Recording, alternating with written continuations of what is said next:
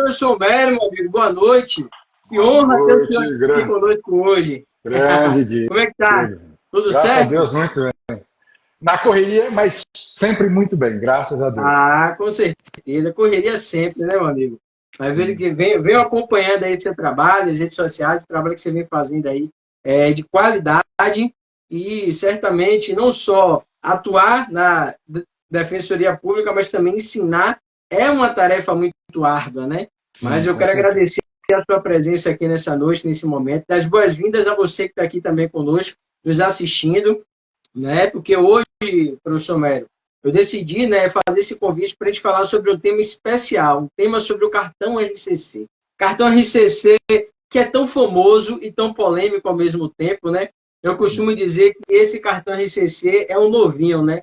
É o irmão mais novo do cartão RMC. E é aquele novinho que já chega causando polêmica.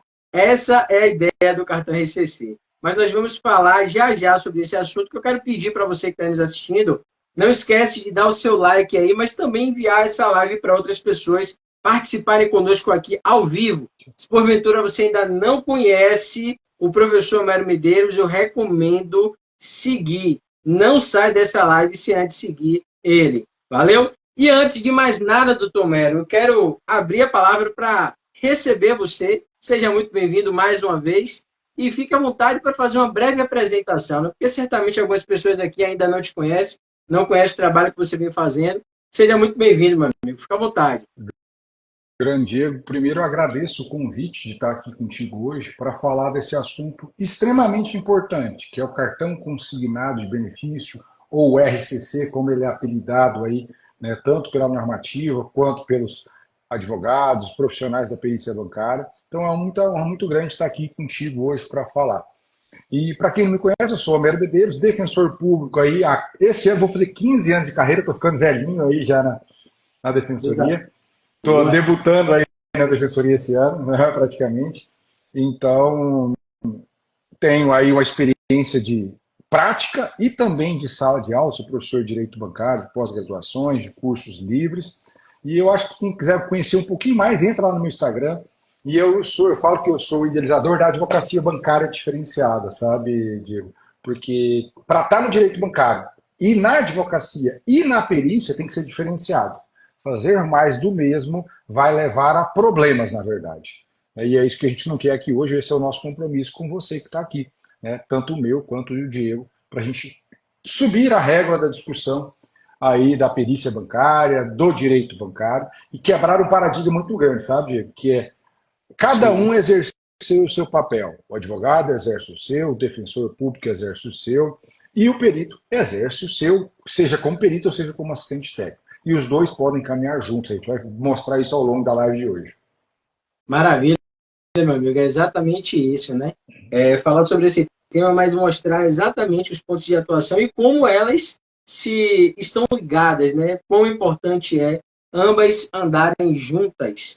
Mas, professor Mério, você já falou sobre esse ponto aí, eu já queria já aproveitar que o pessoal está chegando aí, já começar a falar sobre esse assunto, né? Porque assim, eu recebi algumas perguntas, alguns questionamentos, principalmente quando antes eu falava muito de cartão RMC. E veio essa novidade do cartão RCC. E aí alguns colegas questionavam assim, poxa, Diego, mas será que vai ter mercado para esse cartão RCC? Porque esse cartão veio com algumas diferenças, veio com algumas características próprias. E para você que está chegando aí, que nunca ouviu falar sobre esse assunto, nada mais é como o professor Mário já colocou, um cartão de crédito consignado. Claro que ambos com uma finalidade específica, com características próprias, né? Mas ambos aí é um cartão de crédito consignado com dupla função. E esse RCC é o cartão consignado de benefício, que logo mais a gente vai falar um pouco mais sobre essas características. Mas a ideia dessa live também, professor, é que a gente possa trazer uma visão, especialmente também para os advogados que estão entrando nessa área, porque como o senhor bem colocou, né? Existe aí uma parceria, né? Existe aí frentes de atuação diferentes, cada um, né, tendo a sua visão, seja a área jurídica, a área técnica, mas que quando elas se juntam, elas se completam. E aí, esses questionamentos me fez fazer determinadas pesquisas para entender, né? Porque hoje, quando a gente fala de cartão de crédito consignado, o público que eu costumo dizer que sofre mais. Não que seja limitado apenas a esse público, mas é o que sofre mais são os aposentados e pensionistas. E por que esse público sofre mais? Exatamente pelas limitações, pela idade, né? E por ser um público, digamos que um alvo fácil, entre aspas, né? Pelas instituições financeiras.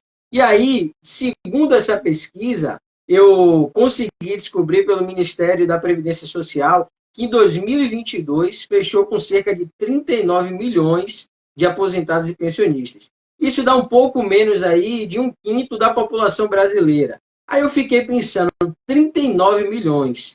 Será mesmo que existe demanda para esse mercado? Porque quando a gente pega para analisar, hoje no Brasil, o senhor pode me corrigir se eu estiver errado, mas, se eu não me engano, tem cerca, acho que pouco mais de 1 milhão de advogados, né? Então, vamos colocar aí 4 para 1. Então, olha só que loucura, 40 para 1, né? Olha só que loucura. 39 milhões de aposentados para basicamente 1 milhão de advogados no Brasil. Aí eu queria que o senhor já fizesse uma pequena introdução sobre esse ponto e nos explicasse, na sua visão, de acordo com a sua experiência e vivência na área do direito bancário, falando sobre cartão de crédito consignado e trazendo aqui para o nosso cartão RCC. Você acha que existe demanda no mercado?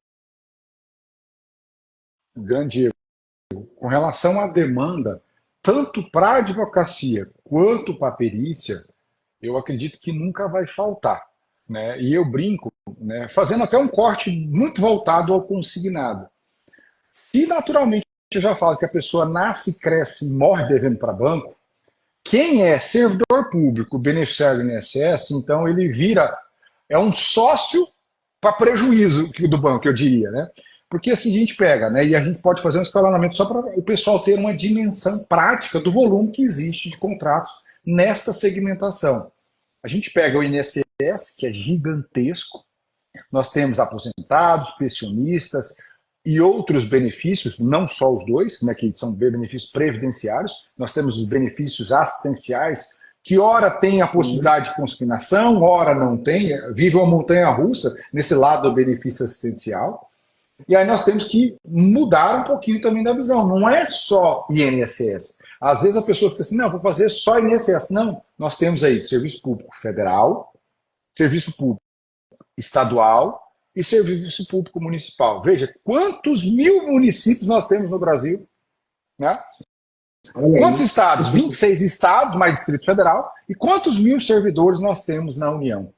Tanto da ativa quanto da inativa, porque eles também recebem.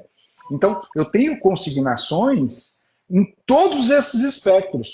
E o filho mais novo do RCC é o servidor público federal, porque essa parte tinha sido vetada.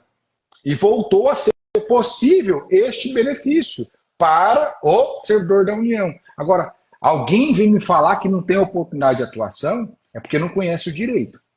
Né? E não conhece a oportunidade de fazer. Eu brinco que é a mágica do cálculo, sabe, Diego? Porque nós, do direito, nós somos meio topeira. E eu estou falando assim, meio topeira, eu me coloco nesse conceito, tá, gente? Eu, para cálculo, é só percentual, e olha lá. E olha lá.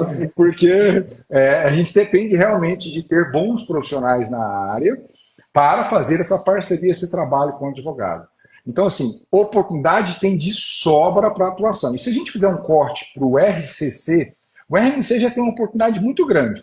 Né? E aí nós temos vários precedentes novos no mercado enriquecendo esse trabalho. Agora o RCC, esse filhotinho novo aí, eu diria que ele, na verdade, ele não é nem adolescente do direito bancário, ele é uma criança do direito bancário. Ele está ainda em um processo de maturação, ele nasceu aí na pandemia, vamos assim dizer, com essa roupagem forte que ele está hoje, Sim. E agora ele está ganhando um corpo muito grande. Tanto é que se vocês forem pegar jurisprudência, pegue lá, joga lá no qualquer site do tribunal, RCC ou cartão consignado de benefício, o número de precedentes ainda é baixo. Mas é porque falta demanda? Não. Porque falta expertise para atuar nesse tipo de demanda. Porque a gente está, e você vai falar certamente isso, né? Bitolado em fazer somente ação de conversão de saque e empréstimo, que é um produto que tem ali no RMC. Aqui nós temos uma outra roupagem, a gente vai discutir isso ao longo da live de hoje. Mas a oportunidade não falta. Exatamente. E você falou, professor, sobre um ponto interessante, né? Porque realmente muitos profissionais hoje questionam, tanto na área da perícia quanto na área da advocacia bancária. Poxa, será que tem realmente oportunidade? Porque tem tantos advogados no Brasil, mas aí é que está o grande segredo. Quantos são expertos no assunto? Quantos são especialistas? Quantos de fato conhecem bem sobre o assunto e sabem aplicar bem esse conhecimento? E isso também para a área pericial. Eu vejo hoje muitos colegas até com dificuldade para elaboração de cálculo nessas duas frentes. Né? Basicamente, essas duas frentes, como você pontuou, que a gente vai falar um pouco mais à frente sobre essas possibilidades de revisionais, não só na questão da conversão do RMC. E assim, eu vejo que no meu início, né, quando eu comecei na minha carreira também, na área da perícia, eu sentia uma certa dificuldade, especialmente em ter segurança. Só que à medida que eu ia adquirindo conhecimento, à medida que eu ia fazendo, à medida que eu ia praticando, aí sim eu comecei a ficar mais seguro em relação a me posicionar, em relação a elaborar os cálculos, elaborar o parecer técnico, a fazer a minha prospecção de clientes frente ao advogado, propor parcerias nesse aspecto. E eu acho que esse é uma das grandes barreiras dos advogados que estão iniciando, dos peritos que estão iniciando, especialmente quando vem uma modalidade nova como essa. E a grande insegurança está na falta do conhecimento. Porque muitos colegas que vieram me perguntar, fazer questionamentos, é exatamente sobre essa premissa. Não tem conhecimento sobre o assunto. Então, se não tem conhecimento, a própria palavra diz que as pessoas perecem por falta de conhecimento. Então, obviamente, se você não tem o conhecimento adequado, você não vai saber se posicionar, você não vai saber resolver, você não vai ter a segurança. E eu cometi muitos erros no meu início, né, especialmente trazendo para a área técnica, de quando eu comecei a elaborar os cálculos, a prospectar clientes, erros de cálculos, digamos que razoáveis, mas foram erros até na questão da prospecção que me fizeram entender o caminho certo e ajustar a rota para conseguir construir a minha carreira e me posicionar bem no mercado. E certamente o senhor, professor, já teve dificuldades ou situações, digamos assim, de sabores na área da advocacia. E foram esses dissabores, foram esses erros que lhe fizeram, né, e lhe fizeram chegar a se tornar o profissional que o senhor é hoje. Especialmente não só tendo expertise para atuar na área do direito bancário, mas se posicionando e compartilhando o que você sabe com outros profissionais para formar profissionais excelentes para o mercado de trabalho, né? Para o mercado da advocacia. E eu queria que você nos contasse, professor, qual foi a dificuldade que você já enfrentou nessa área da advocacia, entrando para o direito bancário, porque o cartão RCC está diretamente ligado. E o que é que você vem vendo de erros aí que você pode contribuir para esse advogado que está começando agora, para esse profissional, né, perito também, que está iniciando agora? Diego, essa questão de acertar e errar, eu acho que faz parte do processo de evolução de todo ser humano. Eu acho que ninguém nasceu sabendo, ninguém chegou pronto e acabado, lapidado ali, perfeito e acabado. Não. Nós passamos por um processo de maturação. E quando a gente fala do direito bancário, com muito mais razão. Eu já errei bastante no início da minha carreira, né? Aprendi com os meus erros, aprendi muito com o erro dos outros. Eu gosto muito de estudar processos judiciais. É muito melhor a gente aprender com o erro do outro que com o nosso próprio erro, né? Para a gente não ter a necessidade de passar por aquele erro. Então, eu estudei bastante isso. Mas no direito bancário, a gente tinha uma dificuldade no passado, e eu acredito que você também deve ter errado pelo mesmo motivo que é falta de conteúdo qualificado para me colocar numa posição assertiva, de acerto. Por quê? A gente pega, infelizmente, a grande maioria dos livros de direito bancário, não é que são ruins, não é isso, né? Não estou aqui a criticar os autores, é que ele não é focado para a resolução do problema prático diário da advocacia, e eu acredito que isso se aplique também à parte de pareceres e laudos ali de vocês. Ele é focado mais no viés acadêmico, que não é aquilo que acontece nos tribunais todos os dias. Então a gente pega livros fantásticos de direito bancário que fala sobre o sistema financeiro nacional, que fala sobre conceitos de instituições financeiras, mas na hora que você pega um contrato de RCC, você pega lá, abre o bicho. Quem me ensina a analisar aquele contrato? Se alguém me disser algum livro que ensina isso passo a passo, me indica que eu quero comprar. Né? Então, assim, é algo que a gente aprende aqui, lendo, discutindo, conversando com colegas como você, Diego, aqui batendo esse papo, e a gente vai discutindo erros e acertos, posições contratuais na prática, no dia a dia ali. Então eu já errei bastante. Agora, o que a gente precisa, como eu falei, é evitar reincidir no erro. Olha, errei uma vez. A gente tem que evitar.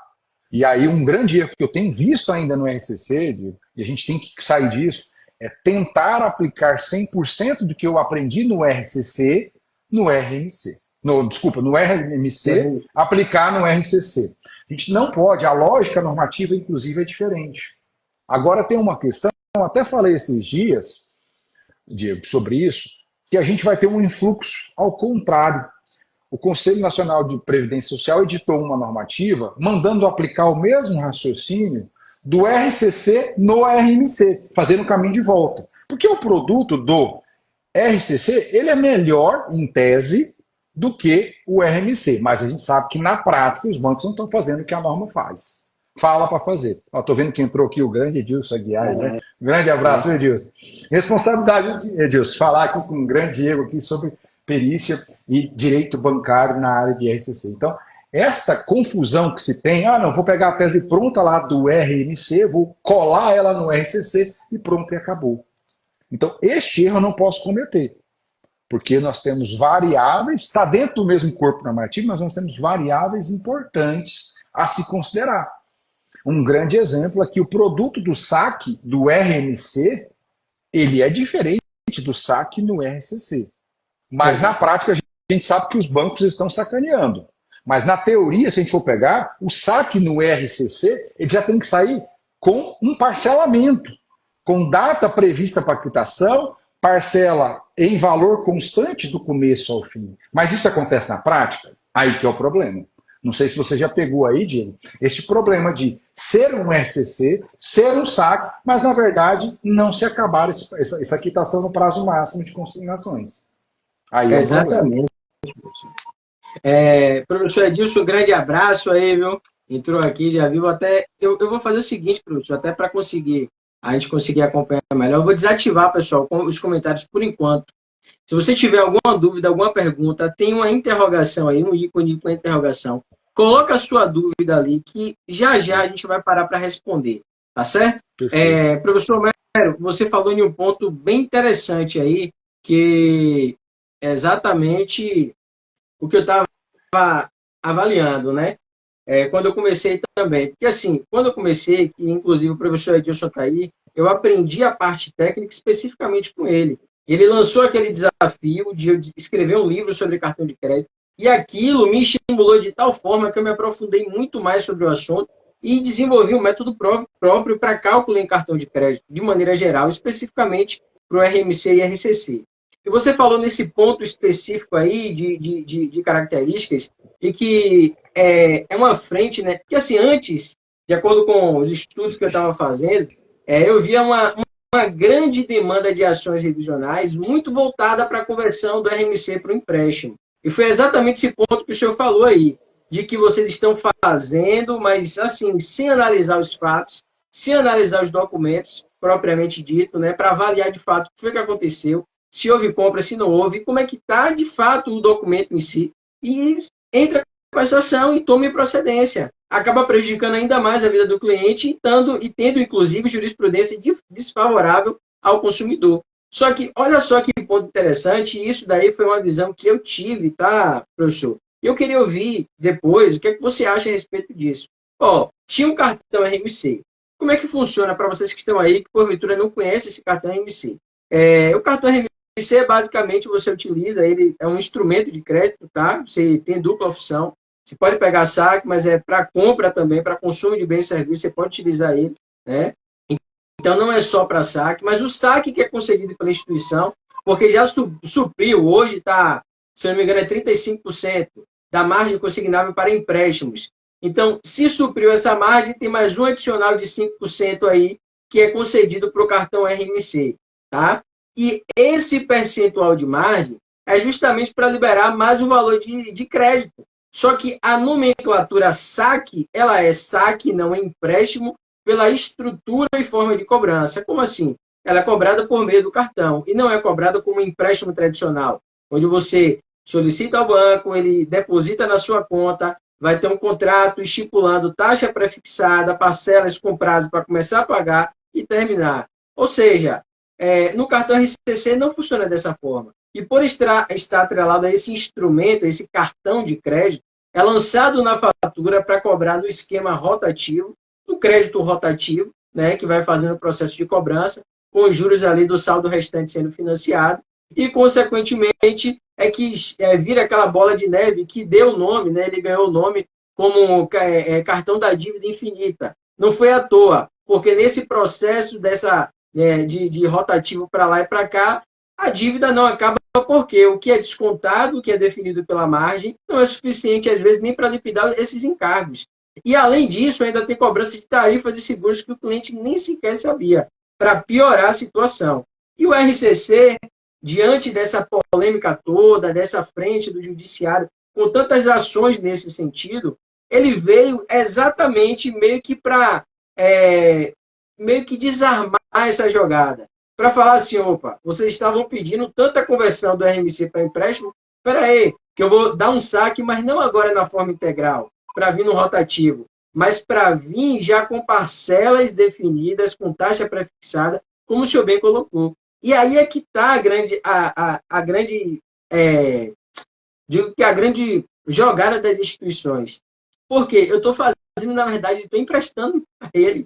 Eu vou te emprestar 3 mil, por exemplo, vou cobrar com taxa de juros, fazer um cálculo de uma parcela que já tem juros, que vai remunerar esse capital, esse empréstimo de 3 mil, e ainda assim vai ser lançado na fatura. E se você não paga a fatura, além dos juros dessa parcela, ainda vai ter os encargos do cartão. Ó, que loucura! Aí vira um problema ainda maior. Por quê? Porque o cliente, além desse saque, pode fazer compras. Aí o cliente vai e compra, não paga o total, gera o rotativo. E ainda tem uma regrinha básica nesse cartão RCC que eu achei bem interessante, que é o que se aplica aos cartões tradicionais pela resolução 4549 de 2017. Se você tem um crédito rotativo depois de 30 dias, vai gerar o parcelamento, porém isso tem que ser informado ao consumidor, não é obrigatório, mas as instituições impõem essa obrigação e parcelam automaticamente em até 24 vezes. E acontece isso no RCC. Se acontece esse rotativo e não consegue liquidar a fatura total, o saldo restante vai ser parcelado em vez de ficar no rotativo. Aí é que está o grande problema, o que, na minha visão, e trazendo para o aspecto técnico, eu acho que o problema vai ser até maior do que o RMC, viu, professor Melo? E o que é que o senhor acha sobre isso? Você acha que essa jogada dos bancos aí também foi meio que de estratégia para tentar acabar com esse ponto? O que é que o senhor acha? Conta um pouquinho para a gente aí. Produto bancário nunca é lançado para ter prejuízo, primeira coisa. Né? O RCC veio porque não conseguiram aumentar a margem de empréstimos. Então, peraí, vamos criar um produto novo, vamos criar o RCC, cartão de benefício, porque já existe a modalidade dos cartões private label, né, e outras modalidades aí fora. Então, o RCC ele veio com a pegada de ser um private label, mas na verdade não é. Né? Não é exclusivo para compras em determinados estabelecimentos, redes parceiras. Na prática está virando mais uma fonte de empréstimo. Na grande verdade é isso. Então, quando eu falo dessa questão da vedação do rotativo do RCC, nós estamos gerando um problema muito grande, porque nós estamos falando de cartão, que o teto, no caso do INSS, é maior para cartão do que para empréstimo. O saque também é tratado com taxa de juros acima do que é o empréstimo, mas ele assemelha-se a um empréstimo. Então, na verdade, ao invés do consumidor ter um empréstimo consignado com taxas menores, ele está se endividando muito mais ao longo do tempo. Só que nós temos uma pegadinha aí. Ele fala que não pode rotativo, né, mas desde que eu não tenha novas operações. Então, o que o banco faz? Eu te dou ali, por exemplo, um saque, estabeleci que você vai quitar isso em até 84 meses, que é o prazo máximo no caso do INSS. Então, 84 meses. Ah, ótimo.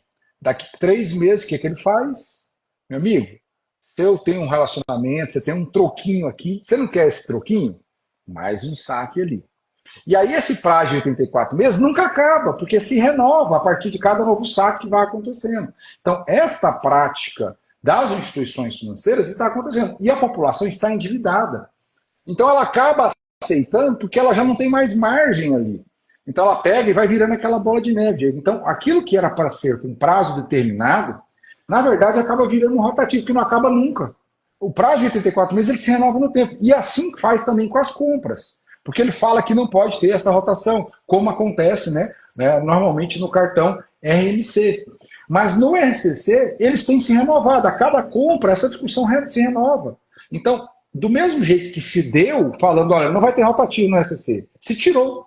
Porque quando se fala que pode renovar esses prazos com uma nova operação, isso sempre vai acontecer. É raro você pegar um cliente que tem um só saque.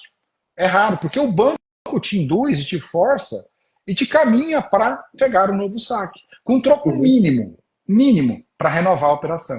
E aí vai ficando, vai descontando, e acaba que aquela pessoa nem percebe que o valor da prestação continua o mesmo. O que muda normalmente é o prazo, que vai só se alongando. Os 84 meses nunca acabam.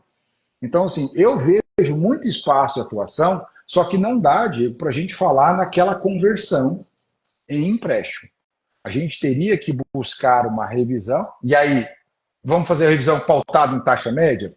As séries temporais do Bacen, mas não existe série temporal do Bacen, por exemplo, de cartão consignado. Então o que eu vou fazer na prática? Ponto bom aí, doutor. Continua aí que você falou de um ponto bem interessante. Não existe taxa média para isso. O que eu vou fazer? Não cabe revisão? Porque não cabe. Não, aí eu tenho que voltar lá na Lei de Introdução às Normas de Direito Brasileiro, utilizar da figura da analogia, porque há uma lacuna nessa situação. Então vou usar a analogia. Qual que é o produto mais assemelhado a esta operação? É o cartão comum lá da rua, do mercado, comum que qualquer pessoa tem? Não. Até porque as garantias envolvidas, o risco de operação é completamente diferente do cartão consignado e do cartão comum. Completamente diferente. O spread bancário é baixíssimo aí nessa discussão, no cartão consignado. Então, o mais próximo disso é um empréstimo. Então, eu teria que utilizar série temporal dos empréstimos. E aí entra o trabalho que você faz, Diego, da metodologia EVO, dessa discussão de fazer a revisão e vem ali equacionando, que hoje, para mim, no RCC, é uma tese de revisão dessa taxa muito mais forte que se você falar em simplesmente conversão. No RCC, a conversão, para mim, Diego, é muito difícil. Hoje é muito difícil. Embora tenha gente discutindo e entrando com ações, não, eu vou converter o saque em empréstimo. Eu acho difícil. A revisão do contrato, para mim, tem mais fundamento para isso. Ou também, por exemplo, decotar seguros, capitalizações que são vendidas de formas orbitais sem o consumidor concordar, porque aí, na verdade, é um contrato acessório que não foi firmado por aquele consumidor. Então, a revisão, para mim, é a tese a ser trabalhada. Fora aquelas situações, não estou nem falando de fraude, tá, Diego? Porque a gente tem muitas situações que a pessoa não contratou o RCC. Sim. E aí, há a liberação de dinheiro na conta da pessoa sem pedido. Aí é uma ação que eu vou discutir inexistência do negócio jurídico. Aqui a gente está falando que o contrato foi firmado, mas aqui eu tenho a possibilidade de revisão. Eu não sei se é assim que você tem trabalhado nessa questão de fazer a analogia com a taxa média, mas é uma oportunidade muito grande que eu vejo de trabalhar dentro do RCC também. Não, com certeza. Por isso que eu falei, dei uma ênfase aí quando você tocou nesse assunto. É exatamente o que eu trago também de explicação para os alunos, sobre esse ponto. Inclusive, aprendi muito com você também, porque eu fui aluno na pós-graduação de perícia em direito bancário, e a gente falou sobre isso também. Então, assim, eu vejo que é exatamente esse ponto. Você falou na questão do risco da operação. Quando a gente vai entender basicamente o que é que influencia na composição da taxa de juros, o risco da operação é uma das. As garantias, então, se você pega uma operação que é consignada, e tem a consignação em folha de pagamento, é óbvio que o risco dele ficar inadimplente é muito menor do que você pega um cartão de crédito tradicional, que você vê mesmo que as taxas médias hoje estão na faixa de 14%, 15%. Taxa média. Imagina o que está sendo praticado no mercado. Então, quando a gente para analisar esse ponto, obviamente precisa entender o que é que está sendo divulgado no Banco Central, que é o site oficial que vai divulgar as taxas médias. E aí, por analogia, obviamente, que vai se assemelhar ao empréstimo consignado. E esse ponto que o senhor falou do método EVO é exatamente o que eu venho tratando. Por quê? Quando eu comecei a me aprofundar nessa modalidade, eu via muito se discutir sobre essa questão de conversão e via muitos casos de improcedência, exatamente nos pontos onde especialmente tinha movimentação de compras. E eu vou até abrir depois para o senhor falar um pouco sobre esse ponto, né, do que o advogado precisaria antes de ajuizar essa ação. Mas até já dando uma pequena introdução, professor, o que eu vejo muito aqui é que muitos advogados não têm os documentos necessários para entrar, para tomar uma decisão acerca da tese processual a ser adotada. E, consequentemente, o perito vai fazer um trabalho também que acaba sendo prejudicado. Porque não tem os elementos, as informações necessárias para apurar um resultado fidedigno, para chegar a um resultado muito mais vantajoso para o consumidor e para o advogado até, né? E acaba, de certa forma, complicando um pouco mais. E aí eu pensei na questão do método Evo, que é exatamente quando o cliente utiliza o cartão, especialmente quando ele utiliza o cartão. Porque a gente vai manter a essência do objeto. O que é a essência do objeto? É cartão de crédito. A proposta, o contrato, ele quis lhe dar. A gente não. Sem entrar até na questão do vício contratual, né? Da questão do dever da informação. Mas entendendo que a essência em si do objeto, ele é um cartão de crédito. E ele pode ser utilizado também para consumo de bens e serviços. Então, se o cliente utilizou, imagina, será que ele não vai ter possibilidade de revisional? É claro que vai. Mas aí é que vai entrar a questão da perícia, de preservar a essência, aplicar a metodologia de cálculo, revisar os encargos, mas qual é o parâmetro que eu vou usar? Aí o senhor falou a taxa média. É uma das fortes, é a que mais a gente faz aqui. A taxa média, o crédito pessoal consignado, por analogia, e uma outra, professor, é exatamente a taxa limitada para a instrução normativa do INSS. Instrução normativa do INSS também traz limitação para cartão de crédito consignado, que é o RMC. Aí veio, se não me engano, foi a instrução 138 do INSS, foi 2022, trazendo alguns procedimentos e regras sobre o cartão RCC também. E para cartão consignado tem a limitação. E ainda tem essa possibilidade. Porque, olha só, eu já peguei casos aqui cobrando taxa ao mês de quase 5%, quase 70% ao mês. Aí você vai na instrução normativa, tem a limitação de 3,06% ao mês. Só esse fator já vai dar uma diferença. Já vai dar uma boa diferença. Eu até Aí, peguei, Diego, pegando esse gancho, pode falar. pode terminar. Depois solto, eu vou deixar a normativa Pronto, para eles do teto do INSS pronto, aqui para eles. maravilha. Pegando esse gancho, é exatamente esse ponto que eu ia falar. O que é que o senhor acha hoje? O que é que o senhor acha hoje que o advogado que está entrando agora para a área do direito bancário, que vai atuar nessas revisionais de cartão RCC, ele precisa ter conhecimento. É a base necessária para ele fazer uma boa ação revisional sobre isso. E aí eu estou trazendo agora para o aspecto mesmo da visão do direito, porque o senhor que é expert no direito, eu não. Então, comenta aí um pouco sobre isso, por favor. Viu, Diego? Isso que você está colocando aí de espectros revisionais, né, pautado em taxa média ou em teto do INSS, são dois caminhos. Você vai analisar aquilo que também seja mais vantajoso do ponto de vista de percentual. Se a taxa média está mais vantajosa do que o teto do INSS, é óbvio que você vai trabalhar com a taxa média. Agora, se a taxa média está alta e o teto está abaixo, é melhor você trabalhar com o teto. Agora, veja o seguinte, nós temos ali, até deixei aqui separado, a última resolução, na verdade, até a gente tem que tomar cuidado, porque o direito bancário, todo dia tem normativa nova, a gente atrai todo dia, sabe, Diego? Ó, a resolução do Conselho Nacional de Previdência Social, 1360, de 4 de dezembro de 2023, fala que nós temos 1,8 para empréstimos e 2,67, né, para os cartões RMC e RCC. São dois percentuais aqui de teto que a gente tem. E cuidado, porque esta resolução, ela, diferentemente de outras do passado, ela não se refere mais ao chamado custo efetivo total. Várias normativas anteriores falavam de custo efetivo total. Então, daria aquela pessoa, olha, não é a taxa nominal, é o custo efetivo total, porque a própria instrução fala. Mas agora não tem nem essa discussão, porque a nova normativa não fala isso. Ela não fala em custo efetivo total, então eu vou ter que utilizar o referencial de taxa nominal. Tá? Muito cuidado com isso na prática, porque isso tem impacto no dia a dia de vocês. Então eu tenho esses dois caminhos para trabalhar.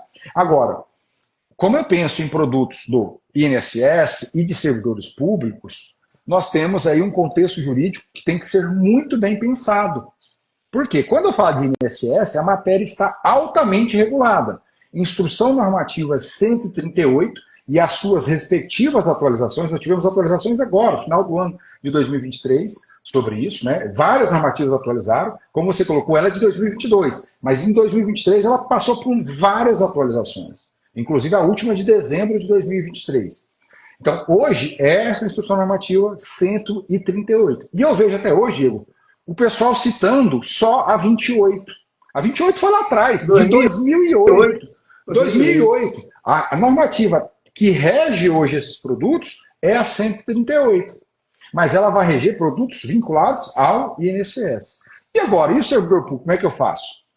Eu tenho uma normativa precisa, detalhada, minuciosa como esta?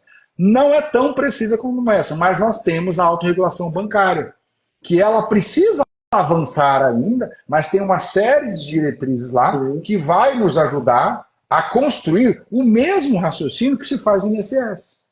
Eu só não vou ter, por exemplo, um teto de juros, porque eu não tenho ali na autorregulação falando de teto de juros. Mas essa lógica de limitar o cartão, a rotação dele ao prazo máximo de 84 meses, o raciocínio é o mesmo.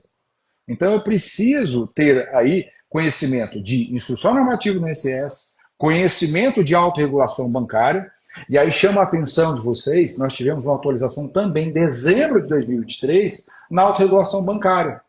Né? Foi editada a SARB número 27, que atualizou um monte de coisa nisso, mas nós temos ainda a autorregulação do crédito consignado, para não achar que a autorregulação da SARB 27 revogou tudo. Não revogou. A autorregulação do crédito consignado, aqui incluindo o cartão consignado, continua vigente.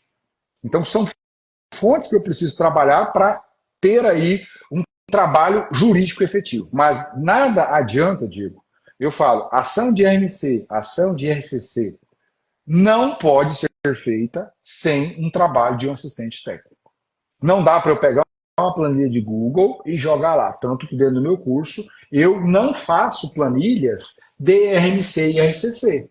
Se eu vou calcular um simples juros ali num contrato de empréstimo simplório, ótimo, foi.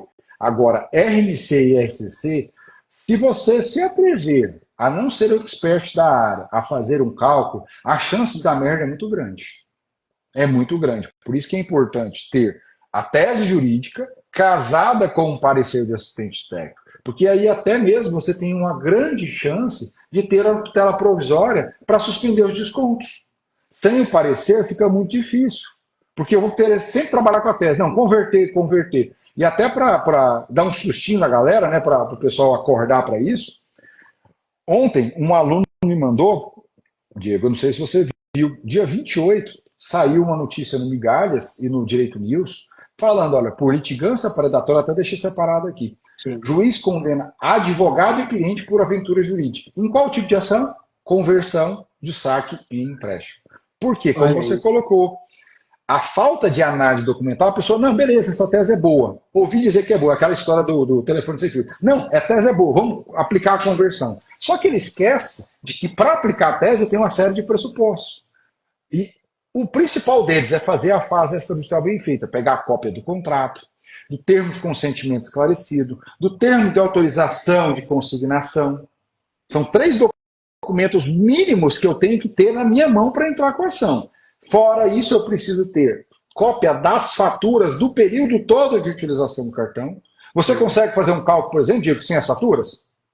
Fica inviável, porque eu não sei quais foram os lançamentos que teve em cada período, em cada mês, né? E aí tem um erro prático, porque o banco, quando você pede, ele não te manda a fatura, ele te manda um extrato de débito. Extrato. Tá. E aí o que ele faz? Ele coloca lá no finalzinho assim, saque barra compra. Você não sabe o que se trata. Ele só totaliza por mês. Aí lá no meio tem seguro, capitalização, tarifas embutidas que você não sabe. Só com a fatura para descortinar estas cobranças paralelas abusivas que o consumidor não contratou.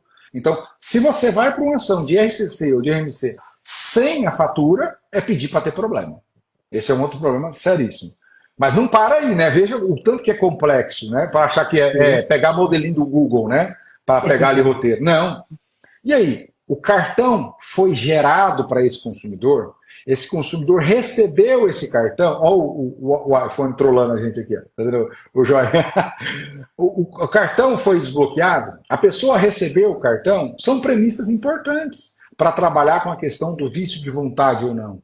Então, não é simplesmente pegar ali, aplicar a tese e sair ajuizando, porque senão vai acontecer como aconteceu no caso parecido como esse, que é condenar o advogado e o cliente por litigância predatória. Temos que tomar muito cuidado nessas ações. Né? Eu não sei se... Você falou. Pode falar. Pode concluir. Não, assim, então, esses cuidados documentais e jurídicos, e não misturar as argumentações, crédito consignado, INSS, servidores públicos, para não ter problema. Ah, não, mas eu quero utilizar tese aplicando por analogia as normas do INSS. Aí é uma tese que você pode construir, mas você precisa explicar. Não é só simplesmente citar a Instrução Normativa 138. Vamos falar o seguinte, olha, produto do cartão consignado de benefício de um município. Altamente desregulado, falta norma. Nós temos praticamente só autorregulação bancária. Aí você tem lá um RCC desse caso. Eu não tenho norma nenhuma que vai regular o assunto. O juiz pode falar assim, não vou julgar porque não tem norma? Não. Princípio da vedação do não liqueu. O juiz tem que aplicar o direito naquele caso concreto.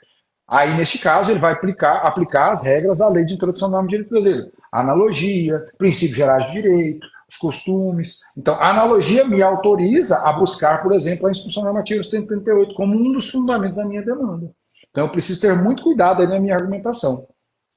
Olha aí, pessoal, aula de direito aí para vocês. Então, anota essas dicas, não esquece. E você, professor, falou nesse ponto aí que, de fato, é o que eu venho contribuindo com os meus parceiros. Porque, como eu falei, eu tenho que saber o meu limite de atuação. Eu, particularmente, estudo muito direito bancário. O senhor bem sabe aí também.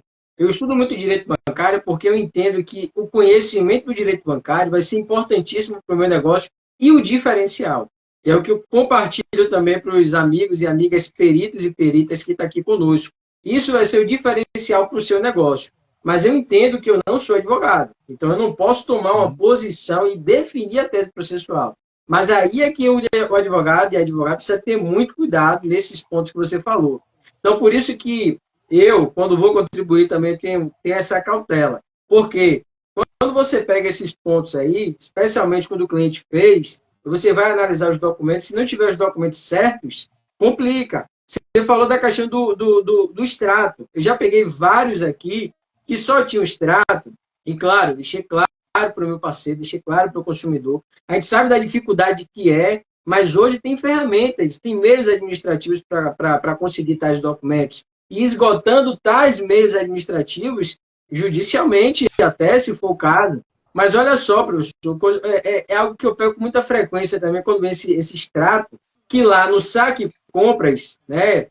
Eu não lembro exato se é esse o termo específico, mas eles incluem também o valor de seguro prestamista. É como se fosse, como se aquele seguro ali, que eu não estou falando de seguro de 5, 10 reais, não, de seguro de 200, 250 reais no mês, que para o consumidor que vai, obviamente, recebe 1, 2, 3 salários por mês, faz a diferença, é um impacto. E isso onera a dívida também na hora de cobrar os encargos. Aí eu vejo aquele valor lá incluído. Eu estou falando que eu vejo porque eu já peguei situações que eu pedi as faturas e fiz a comparação. Fui avaliar os lançamentos. Aí, opa, aqui tem algo errado aqui. E olha só que manobra até para ocultar essas informações de seguros e tarifas que estão sendo cobrados. E aí é que está a entrada dos experts, né, dos peritos, para essa parte técnica, para que o advogado tenha muito mais segurança. Uma coisa que eu lido aqui é justamente oferecer segurança técnica nesse sentido, de estudar muito direito bancário, mas aplicar especificamente a técnica para criar trabalhos, pareceres que sejam, né, tenham o fundamento necessário, tenham o fundamento nas regras da matemática financeira, apresenta a metodologia adequada, de acordo com o próprio CPC, né, que exige isso, e o advogado tem muito mais tranquilidade, porque, olha aí, você trouxe uma notícia do Migalhas, falando sobre essa questão de advocacia predatória, o cliente sofreu com isso, o cliente estava com problema, procurou advogado para resolver, gerou um problema maior ainda. Se tivesse assistência de um perito, dando aqui uma breve, né, fazendo uma breve analogia desse caso específico, a probabilidade de ser diferente é muito grande. Por quê? Porque o trabalho pericial vai mostrar o caminho técnico, da área técnica, apresentar o valor incontroverso adequadamente, gerar um resultado muito mais vantajoso, que vai influenciar, inclusive, nos honorários advocatícios. Vai impactar também nesse ponto. Né? Então, olha só o tanto de ganhos que se existe nessa parceria. E é exatamente esse ponto que o senhor falou, e eu vejo que o senhor trata muito sobre isso, né? Eu não elaboro e não ensino os cálculos periciais, mas eu tenho certeza que você tem uma noção, uma ideia, conhece como é que tem que funcionar, como é que se aplica isso. Porque, da mesma forma, eu tenho que conhecer o direito bancário para saber como eu vou aplicar e entender a tese que foi definida pelo advogado para aplicar bem na técnica. E, da mesma forma, né, você vê como é que essa parceria se alinha, que foi dito no início, inclusive, e hoje eu vejo isso, mas se o senhor quiser fazer alguma complementação sobre essa questão da parceria, da importância disso, especialmente nessas ações regionais e para o advogado que está iniciando agora também, né, e não cair em situações como essa de aventura, né? Diego, eu entendo que, na verdade, tem oportunidade para os dois, tanto para o advogado quanto para o perito, e quando eles trabalham em conjunto, a chance de melhorar o resultado é muito grande. Eu quero dar um exemplo aqui para mostrar mesmo que, se você faz um trabalho em parceria, você tem condições de ir além do que a tese jurídica enxerga. E eu vou dar o exemplo quando a gente fala de capitalizar juros. Tá?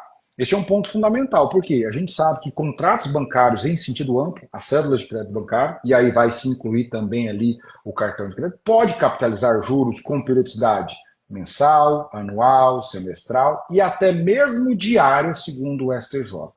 Pode. Só que para que seja possível estas periodicidades, o contrato tem que prever de modo expresso. O que normalmente o contrato traz é a taxa ao mês e a taxa ao ano, mas existe muito na prática a aplicação em concreto na elaboração do cálculo da taxa ao dia, né? A capitalização diária de juros. E aí não traz no contrato a taxa ao dia.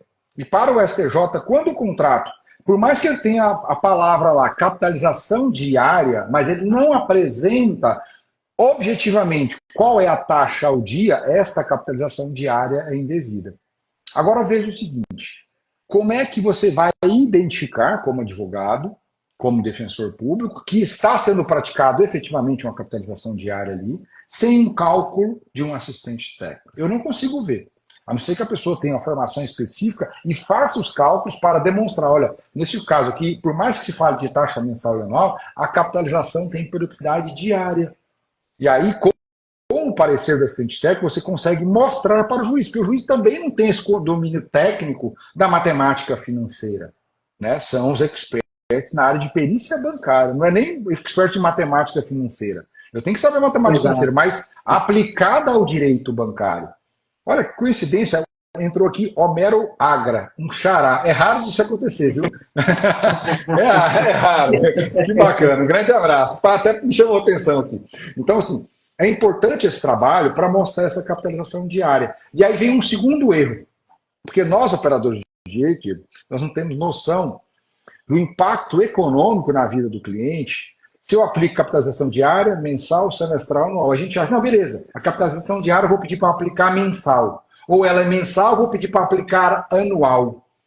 A gente não tem noção do que isso representa economicamente no bolso do cliente. Gente, o Diego vai poder falar com muito mais autoridade que eu. Quando você pede para tirar a capitalização mensal e aplicar anual, o impacto econômico é baixíssimo. Agora, se você trabalha com a tese para excluir a capitalização em qualquer periodicidade e aplicar método de quitação a juros simples, é uma outra realidade. Porque eu não vou ter o chamado juro sobre juro. Então, até isso eu preciso entender. Tanto para falar para o magistrado que tem capitalização diária, mesmo não prevista, quanto também para ter o melhor proveito econômico para o cliente, tirando o método, né, de capitalização diária, mensal ou semestral, e aplicando simplesmente juros simples. Que aí é a metodologia que o professor Alceu, né, desenvolveu, que é o método de quitação a juros simples. Exato. Então, a importância desse trabalho casado, por isso que eu tenho alunos que são tanto advogados quanto, expert em cálculos, né, os peritos, são os contadores, economistas e administradores, Então, é importante esse trabalho em conjunto para convencer melhor o magistrado, porque hoje o cerco está fechando. O movimento da litigância predatória, Diego, ele vem, eu não diria que seria bom, porque é muito ruim, porque tem muita injustiça no mundo da litigância predatória, mas para eu ser mais preciso, a litigância predatória também vai servir para separar o joio do trigo. Sim, verdade. Os bons dos maus profissionais. Porque, assim, o bom profissional que for acusado injustamente de litigância predatória, ele vai ter uma ação contra o banco de indenização, porque ele foi acusado indevidamente. Agora, o mau profissional está ferrado. Esse está lascado, porque ele vai tomar condenação, o nome dele vai ficar manchado e ele não vai poder fazer nada contra o banco, porque ele é litigante predatório. Sim. Então, vai ser muito bom nesse cenário, embora eu odeie essa classificação de advocacia predatória. Mas ele vai separar os bons dos maus profissionais. Então é importante também você fazer esse trabalho junto com o perito. Eu defendo muito isso e vou continuar defendendo, que são classes que não se excluem, pelo contrário, elas se somam para ter um resultado mais potencializado. Perfeito, professor. Você falou sobre 2 pontos, capitalização diária e capitalização de juros, regime simples e composto. E antes de falar um pouco sobre esses 2 pontos aí, é exatamente o que você falou, que eu venho falando também para os parceiros e colegas peritos e peritas. Porque, da mesma forma que é na área do direito, acontece na área da saúde, acontece na área da perícia. Existem peritos e peritos. A gente precisa ter muito cuidado quando, né, aprendemos alguma coisa ou quando achamos que sabemos de alguma coisa.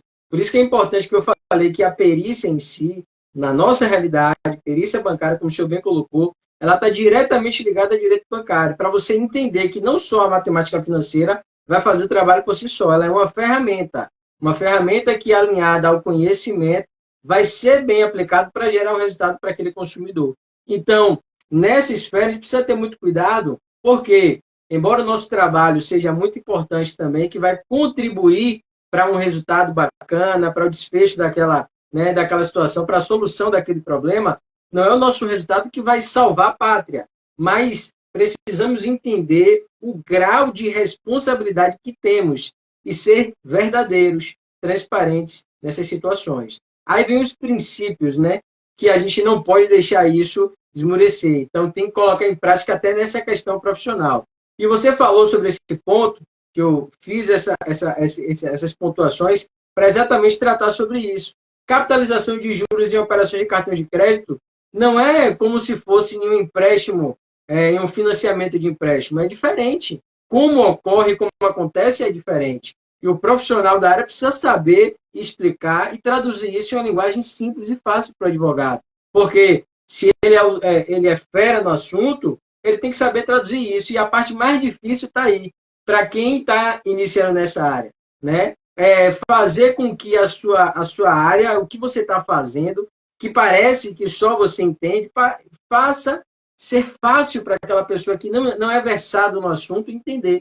Esse é um dos grandes pontos. Então, a capitalização em cartão de crédito acontece de modo próprio, tem algumas regras específicas que a gente tem que ficar muito atento, e caberia também uma possibilidade exatamente nos pontos que você estava falando.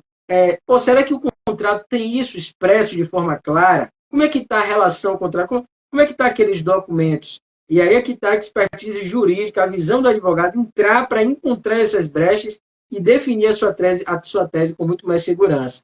E para não se alongar muito mais, professor Mério, eu acho que a gente já falou muito conteúdo aqui, né? Especialmente você trouxe aí visões excelentes, né, da área do direito, vem fazendo um trabalho excepcional. E eu vou, obviamente, botar aqui rapidamente as perguntas que tem aqui no ícone para a gente responder, tá? E aí eu vou abrir para o senhor para as suas considerações finais. E para você que está aqui nessa live, se você gostou do conteúdo, você vai compartilhar, você vai comentar que ela vai ficar salva, mas você não pode deixar de sair daqui sem seguir o professor Mério. E além disso, tira o print dessa live e marca a gente aí para ver que você está ligado e gostou dessa live. Professor Mério, rapidamente, eu tenho aqui basicamente 3 perguntas, acho que inclusive algumas a gente já respondeu. Uma das é essa aqui da Ana Paula, doutora Ana Paula colocou aqui como fica a ação da RCC depois da lei que limita os juros do cartão de crédito, que limita do cartão rotativo. Eu acho que eu não entendi bem aqui essa pergunta, não sei se o senhor conseguiu compreender. Da lei que limita, acho que a taxa de juros do cartão rotativo, né, que não pode ser até 100%, algo assim. Então, o O senhor quer responder essa? Vamos, vamos discutir essa aqui, porque é um assunto interessante, né? Ela está falando o seguinte, ó, a RCC, que é o cartão de benefício, se ele está sofrendo algum impacto, ou vai sofrer algum impacto, diante, né, da alteração que a gente teve, né? Derivada, primeiro, da legislação que trata do desenrola, que fixou um prazo para as instituições financeiras criarem um teto de juros. Como elas não criaram, o Conselho Monetário veio, editou em dezembro de 2023 uma resolução falando, olha, nós temos agora um limite de juros, que é o principal. Então, vamos supor que eu tenho uma dívida que eu fiz lá no cartão de 10 mil reais. Eu fui lá, fiz compra no rotativo no valor total de 10 mil. O máximo que os juros daquele período, né, pode incidir naquela operação é de 10 mil. Então, eu deveria ir para o banco 10 do principal e mais 10 de teto máximo de juros. Então, essa seria a limitação da nova regulamentação. Essa nova regulamentação é uma redação muito ruim, pessoal. Nós vamos ter aí muito debate jurídico sobre isso. Eu até ainda nem fiz aula sobre isso, Diego, porque eu entendo que nós precisamos amadurecer mais. Para a gente levar uma tese jurídica para frente, a gente precisa refletir, testar a tese, validar a tese para depois sair jogando na internet. Porque a gente tem que ter responsabilidade com o que a gente produz. Não é simplesmente falar, não, essa agora limitou 100%, vai aplicar em tudo quanto é caso e pronto, acabou. Não é tão simples assim, a redação não está boa. Ela vai se aplicar a dívidas antigas, que eu estou rolando ela faz tempo? Ou não vai se aplicar? Vão ser só de dívidas novas, constituídas pós-vigência da lei do desenrola e da resolução do Conselho Monetário? Então, são reflexões que eu estou fazendo ainda e trabalhando. Agora, ela vai se aplicar ao RCC? Veja, o RCC ele tem uma particularidade. A própria Instrução Normativa 68 fala assim, olha, nós vamos ter rotativo. Eu vou ter que ter um prazo mais de limitação. Então, ela já faz esse trabalho de limitar. Então, eu entendo que o RCC é um mundo à parte, o princípio da especialidade das normas. Eu vou ser regido ali pela, no caso do INSS, né, a Instrução Normativa 138 e suas respectivas atualizações. Agora, se a gente for pensar no cenário do RCC do serviço público, aí nós temos uma possibilidade de trabalho de tese ali, assim, olha, peraí, o máximo que eu vou fazer é o 100% do teto de juros. Aí poderia até trabalhar com esse raciocínio, mas no INSS eu acho difícil. Mas é uma boa pergunta que merece uma reflexão até mais aprofundada, sabe, Diego? Sim. É uma pergunta muito interessante. Concordo, inclusive, eu estava lembrando aí que ela colocou essa pergunta, a doutora Ana Paula, sobre esse entendimento, nesse posicionamento do governo aí para limitar o teto dos juros do cartão, especialmente trazendo o cartão o crédito rotativo, ele, de certa forma, veio a resolução que alterou os normativos da resolução 4549, que trata sobre o financiamento do saldo devedor dos cartões de crédito. E esse financiamento, essa resolução, veio para quebrar, porque antes tinha uma leva muito grande, as taxas de juros eram altíssimas, exatamente por causa do crédito rotativo. Então, ela veio meio que para tentar frear essas taxas excessivas, esse superendividamento que estava acontecendo com as taxas do rotativo. Só que nessa resolução 4549, deixa claro, lá, eu não lembro o artigo, que não se aplica ao cartão de crédito consignado. Então, assim, realmente são pontos que a gente precisa, eu também ainda não me expressei até nas redes sociais, no YouTube, sobre o assunto, porque eu acho que é algo que precisa amadurecer, a gente precisa se aprofundar mais, mas que tem pontos nebulosos ainda e dá para se discutir algumas coisas. Bem colocado. A outra pergunta aqui, doutor, e se o cliente nunca usou o cartão RCC, continua a mesma tese de nulidade do cartão RMC? Eu acredito que seria o RCC também. Se ele nunca utilizou o cartão. Se o cliente nunca utilizou o cartão, seja para saco ou para compra, não pode se cobrar nada. Porque quando a gente fala de cartão, a cobrança ela deriva de um ato de consumo. Então, eu consumi no rotativo, eu consumi um saque, aí eu vou ter descontos ali, no mínimo, no RCC ou no RMCC. Se eu não utilizei, não pode ter cobrança nenhuma. O que as pessoas acabam, às vezes, confundindo, o Diego, e que eu vejo na prática, é quando tem lá no contra-cheque a simples reserva de margem, que é informativa. Ela não está descontando mensalmente um valor. Se vocês pegarem, por exemplo, lá um olerite ou um contra-cheque de um aposentado no INSS, quando ele aparece lá, né, simplesmente a reserva de margem, significa que aquele ali é o limite que ela tem para utilizar o cartão. Você pode até diminuir o valor da remuneração líquida mensal e fazer nas contas, se você perceber que aquele valor que está constando ali é meramente informativo. Agora, quando eu tenho, por exemplo, empréstimo sobre RMC ou empréstimo sobre RCC, aí eu efetivamente estou utilizando a operação. Aí tem cobrança. Agora, se a pessoa não utilizou, não tem que cobrar nada. Se está cobrando sem utilização, é uma ação para declarar inexistente o negócio jurídico, porque a pessoa não fez. Se ela não comprou ou não sacou, não tem operação a fazer. Então tem que invalidar a operação. Tá? Maravilha, meu amigo. Uma última pergunta, isso daqui eu posso responder, que ela falou o seguinte, doutora Bruna também. O que fazer se o cliente usou o cartão para compra, já que estou com a dívida, porém continua os descontos? Aí eu acho que, trazendo do ponto de vista técnico, tá, professor Mério? E aí, se o senhor quiser, o senhor pode também complementar. Nesse caso aí, ele utilizou o cartão para compras, quitou realmente as compras, não tem nenhum saldo devedor, porque observe que quando você faz compras e para de pagar as compras, tem que avaliar se não tem saldo anterior ainda. Porque um dos grandes erros é o seguinte, é consignação em folha de pagamento, mas o cliente ele pode pagar o restante da fatura, se ele quiser, e acabar com aquela dívida naquele mês. E se ele liquida aquela operação de fato, não tem que cobrar encargos. Aí tudo que ele pagou pode ser devolvido, pode, tá? E até em dobro, se for o caso. Eu acho que a repetição do indébito aí seria até mais, teria até uma probabilidade maior de se adequar. Teria uma probabilidade maior, porque poderia ser caracterizado como má-fé. Se realmente não tem débito e está descontando, descontos indevidos. Tem que devolver tudo em dobro. E aí, no cálculo pericial, a revisão, trazendo todo o período que foi analisado, fazendo a revisão, como a gente já fez as ponderações aqui na live, revisando os encargos, a taxa média para crédito pessoal, mantendo a essência do objeto, chega ao montante, faz a apuração e tudo que ele pagou a partir dali, devolvendo tudo. Então, assim, tem como se chegar nesse valor, mas aplicando o método EVO aí perfeitamente, certo? O professor Médio, se quiser fazer alguma complementação, fica à vontade. Se não, eu vou pedir que o senhor já faça as suas considerações finais. E antes disso, meu amigo, deixa eu desativar aqui os comentários para que você, caros advogados, contadores, economistas e administradores que estão aí nos assistindo, até consumidores, tira um print dessa live, depois marca a gente, fala assim, que live, ou não gostei dessa live. Você vai comentar, mas marca a gente lá. Fechou? No 3, você faz aquela pose de advogado diferenciado. 1, 2 e 3. Fechou. Acho que já deu tempo para tirar a live aí. Já viu, né? A posição do advogado bancário diferenciado é com o professor Mério. Meu amigo, faça as considerações finais. Só tenho a agradecer a você pelo seu tempo aí, pela sua participação e por ter contribuído ricamente com esse conteúdo, com sua visão, que é fenomenal. Fica à vontade. Diego, eu só agradeço pelo convite, né? Estar aqui contribuindo com o seu trabalho, que é um trabalho de excelência na área pericial. Não só o trabalho técnico do dia a dia ali, mas também o que você expõe nas redes sociais. Eu acho que é importante demais nós, cada vez mais, levarmos o melhor conhecimento possível para os advogados, para os experts em cálculo.